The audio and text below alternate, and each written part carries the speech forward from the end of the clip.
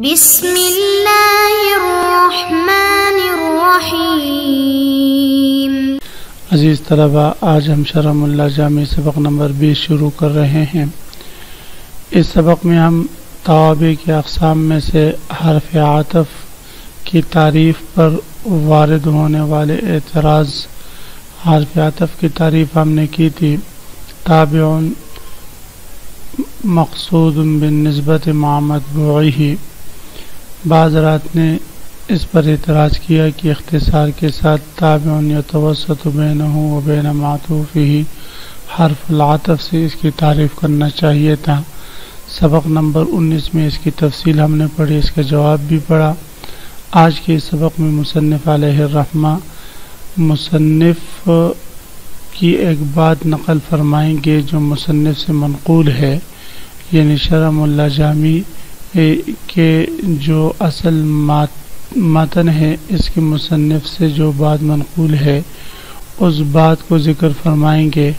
اور آخر میں پھر عطف سے متعلق ایک بڑا اہم ضابطہ ذکر کریں گے۔ عزیز طلبہ، سب سے پہلے ہم عبارت پڑھتے ہیں، آپ عبارت پر توجہ فرمائیے۔ وَنُقِلَ عَنِ الْمُصَنِّفِ أَنَّهُ قَالَ فِي أَمَالِهِ الْكَافِيَةِ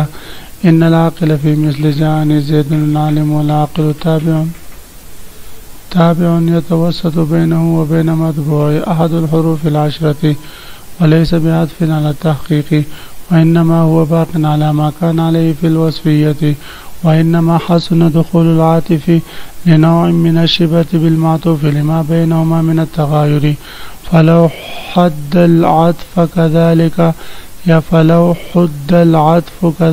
لدخل فيه بعض الصفات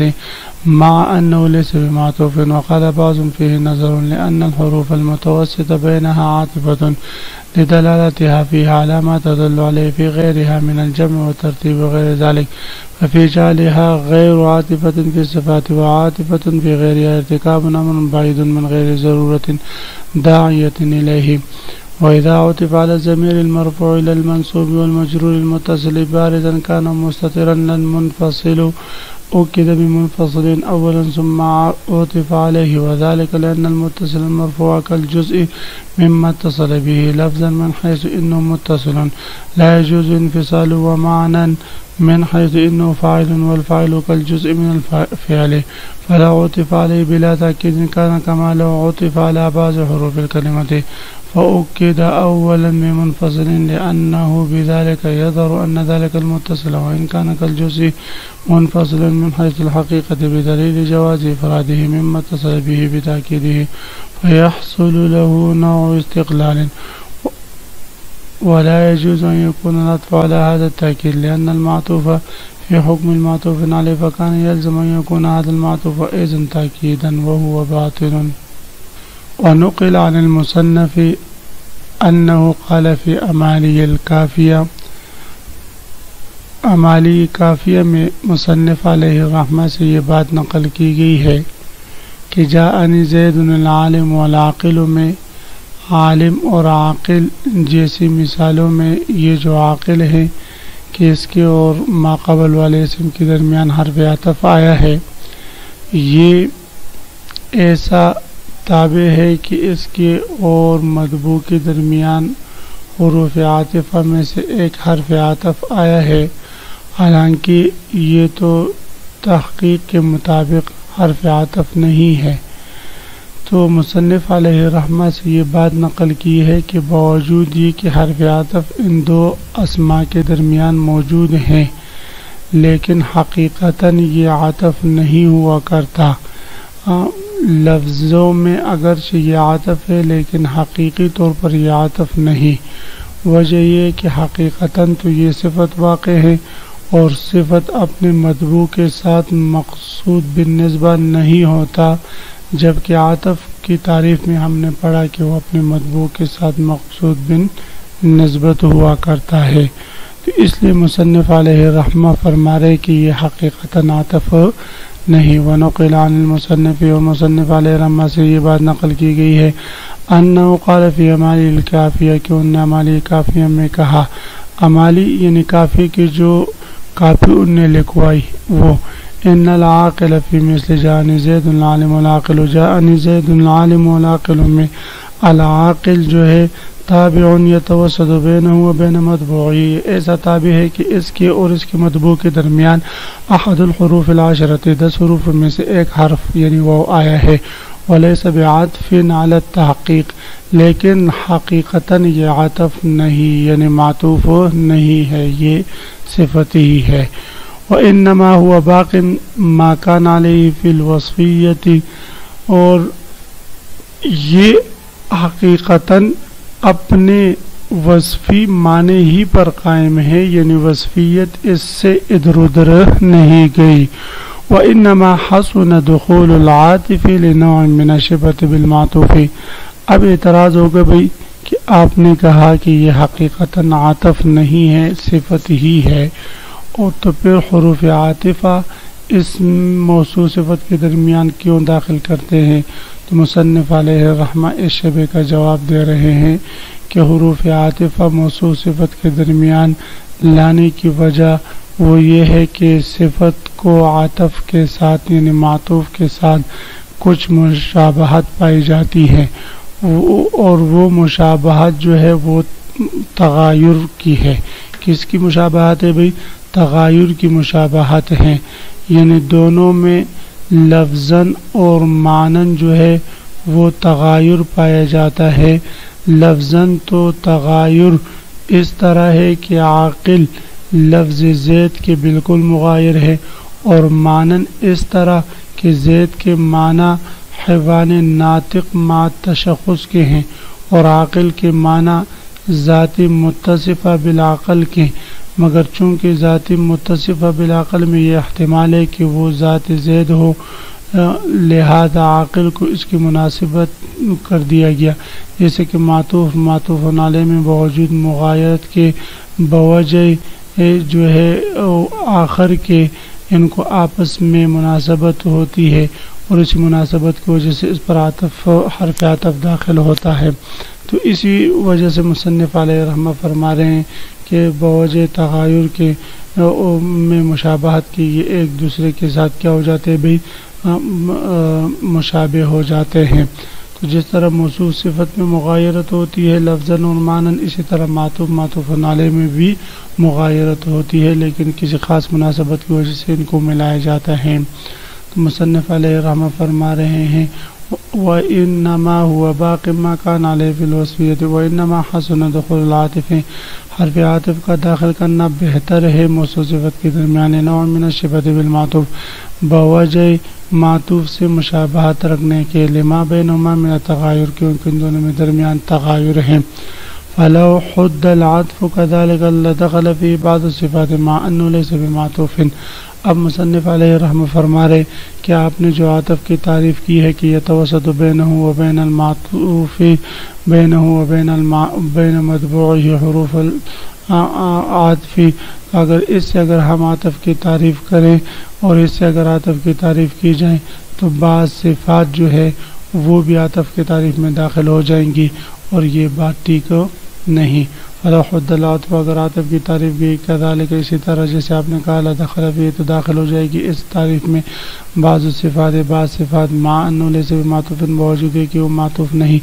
وقال بعضهم فيه نظر لأن الحروف المتوسطة بينها عاطفة لدلالتها في علامة تدل عليه في غيرها۔ اب یہاں سے مصنف علیہ الرحمہ ایک اعتراض کا جواب دے رہے ہیں۔ اعتراض کے جواب کا حاصل یہ ہے کہ آپ کہتے ہیں کہ یہ جو حروف عاطفہ ہے یہ اگر موصوف صفت کے درمیان میں آ جائے تو یہ اس کو موصوف صفت سے نہیں نکالتے اور معطوف علیہ نہیں ہوتے۔ تو ہم آپ پر اعتراض یہ کرتے ہیں کہ بھئی دیکھیں یہ حروف عاطفہ یہ جو دو اسموں کے درمیان میں آتے ہیں، یہ اگر عام اسماء کے درمیان میں ہوں تب بھی وہاں یہ جمع ترتیب وغیرہ کا معنی دیتے ہیں، اور اگر موصوف صفت کے درمیان ہو تب بھی یہ اسی کا معنی دیتے ہیں، تو پھر ایک جگہ عاطفہ بنانا دوسری جگہ عاطفہ نہ بنانا اس کی کیا وجہ ہے؟ تو جواب اس کا وہی ہے جو ہم بار بار پڑھ چکے کہ در حقیقت موصوف صفت میں جو صفت ہے اس کی تعریف میں وہ مقصود بالنسبہ نہیں ہے، جبکہ عطف کے لیے مقصود بالنسبہ ہونا ضروری ہے۔ وقال بعض فی نظر، بعض نے کہا کہ اس میں نظر ہے، لأن الحروف فالمتوسط بین عاطفۃ، اس لیے کہ یہ حروف جو ان کے درمیان میں آئے ہیں یہ عاطفہ ہے، لدلالتها فی علی ما تدل علیہ فی غیرها من الجمع والترتیب وغیر ذالک، اس لیے کہ یہاں پر بھی انہی معنوں پر دلالت کرتے ہیں جن معنوں پر ان کی دلالت ہوا کرتی ہے اس صفت کے علاوہ کے مقام میں، یعنی جمع، ترتیب وغیر ذالک۔ وفی جعلها غیر عاطفۃ فی صفات وعاطفۃ فی غیرها، تو جب معنی دونوں جگہ ایک ہی جیسے رہتے ہیں تو پھر اس کو عاطفہ قرار دے دینا، صفات میں غیر عاطفہ قرار دے دینا اور غیر صفات میں عاطفہ قرار دے دینا، یہ بات سمجھ سے بالا تر ہے۔ ففی جعلها غیر عاطفۃ فی صفات، تو صفات میں اس کو غیر عاطفہ قرار دے دینا، وعاطفۃ فی غیرها، اور غیر صفات میں عاطفہ قرار دے دینا، ارتکاب امر بعید، یہ امر بعید کے ارتکاب من غیر ضرورت داعیۃ الیہ، بغیر ضرورت کے یہ ارتکاب ہم کر رہے ہیں، یعنی اس کی ضرورت نہیں ہے، یعنی اس کی ضرورت نہیں ہے جو اس کی طرف داعی ہوں۔ تو جواب یہ ہے کہ بھئی ضرورت ہے، ضرورت اس بات کی ہے کہ عطف کی تعریف ہم نے پڑھی کہ العطف تابع مقصود من نسبت مع متبوعہ، جبکہ صفت جو ہے وہ ایسا تابع نہیں ہے جو اپنے متبوع کے ساتھ نسبت میں مقصود ہو، تو لہذا دونوں کا ہم مشترک نہیں کر سکتے۔ وَإِذَا عُطِفَ عَلَى ضَمِيرٍ مَرْفُوعٍ، یہاں سے مصنف علیہ الرحمہ ایک ضابطہ ذکر فرما رہے ہیں۔ عزیز طلبہ، آپ حضرات اس ضابطے کو عربی الفاظ کے ساتھ زبانی یاد کر لیں۔ ضابطہ یہ ہے وَإِذَا عُطِفَ عَلَى الْمَرْفُوعِ الْمُتَّصِلِ أُكِّدَ بِمُنْفَصِلٍ، کہ جب ضمیر مرفوع متصل پر عطف کیا جائے کسی اسم ظاہر کا تو اُکِّدَ بِمُنْفَصِلٍ، تو اس کی تاکید لائی جائے گی ضمیر منفصل سے، یہ ضابطہ ہے، اس کو یاد کرنا ہے۔ اب ضابطے کا حاصل یہ ہے کہ جب ضمیر مرفوع متصل پر ضمیر مرفوع ہو، یعنی مجرور یا منصوب نہ ہو، اور ضمیر مرفوع بھی متصل ہو یعنی منفصل نہ ہو، جب ضمیر مرفوع متصل پر کسی اسم ظاہر کا عطف کیا جائے تو پھر ضمیر مرفوع متصل کی تاکید ضمیر مرفوع منفصل سے لانا یہ واجب ہے۔ کیوں بھئی؟ اس کی وجہ یہ ہے کہ ضمیر مرفوع متصل جو ہوا کرتی ہے وہ اپنے فعل کے ساتھ جڑی ہوئی ہوتی ہے اور اس کی حیثیت بظاہر ایک کلمہ جیسی ہوا کرتی ہے، گویا کہ وہ ایک ہی کلمہ ہے لفظاً بھی اور معناً بھی۔ لفظاً تو اس وجہ سے کہ وہ اپنے فعل کے ساتھ متصل ہوتا ہے، اس سے الگ کرنا اس کے لیے جائز نہیں، اور معناً بھی متصل اس وجہ سے کہ یہ فاعل ہے اور فاعل فعل کا جز ہوتا ہے۔